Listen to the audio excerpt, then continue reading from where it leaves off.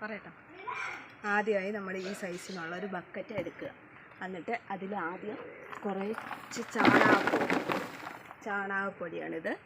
ഇത് കട്ട എല്ലാം കളഞ്ഞ് എടുത്തേക്കുന്ന ചാണകപ്പൊടിയാണ്. ഇതിൻ്റെ അകത്തോട്ട് കുറച്ച് എല്ലുപൊടി ഇട്ടുക. എല്ലുപൊടി ഇട്ടതിന് ശേഷം ഈ ചാണകപ്പൊടിയും എല്ലുപൊടിയും കൂടി നല്ലതുപോലെ മിക്സാക്കുക. അതിനുശേഷം നമുക്ക് മണ്ണിടാം. കട്ടയെല്ലാം കളഞ്ഞ മണ്ണാണ്. ഇത് നമ്മൾ കോരി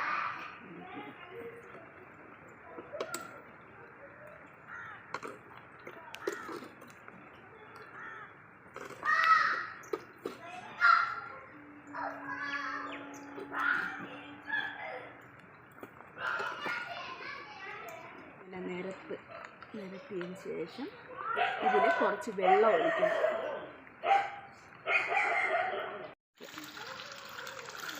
വെള്ളം ഒഴിച്ചതിന് ശേഷം ഈ വെള്ളം മാറ്റുക.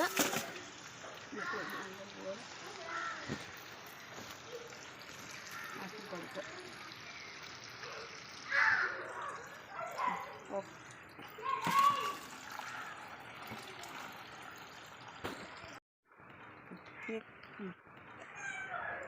ഈ ഇതാണ് ഷൂട്ടെന്ന് പറയുന്നത്. ഇത് ലീഫ്, കോയിൻ ലീഫ്. ഈ ഷൂട്ട് മണ്ണിൽ വരാതെ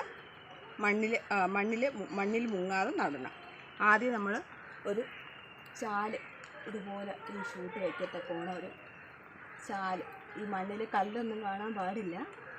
ഒരു ചാലുണ്ടാക്കി അതിൽ ഒരു സൈഡിനായിട്ട് വേണം എപ്പോഴും നടാൻ.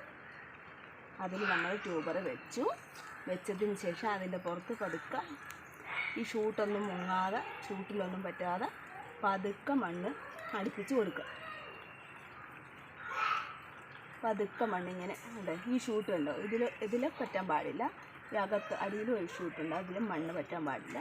ബാക്കി എല്ലാ ഭാഗത്തുനിന്നും മണ്ണ് ഒതുക്കി കൊടുക്കുക. ഇങ്ങനെയാണ് നട്ടിട്ട് ഇനി ഇതിന് ശേഷം ഒരു ചേമ്പല വെച്ച് കൊടുക്കുക. ചേമ്പലയോ താമരയുടെ ഇലയോ എന്തെങ്കിലും ഇലകൾ. എന്നിട്ട് അതിൽ മാത്രം വെള്ളം ഒഴിക്കുക. അല്ലെങ്കിൽ ഈ മണ്ണ് എല്ലായിടത്തും കലങ്ങിപ്പോയാൽ പായൽ പിടിക്കാൻ സാധ്യതയുണ്ട്. അതുകൊണ്ട് അങ്ങനെയൊന്നും പറ്റാതെ ഈ ചേമ്പലയിൽ വെള്ളം കോരി ഒഴിച്ച് ഇത് മൊത്തം മുങ്ങത്തക്കോണം വെള്ളം ഒഴിക്കുക. ഇങ്ങനെയാണ് നമ്മൾ താമര നടുക. ഈ വെള്ളം ഫുള്ള് മുങ്ങത്തക്കോണം ഒഴിക്കുക.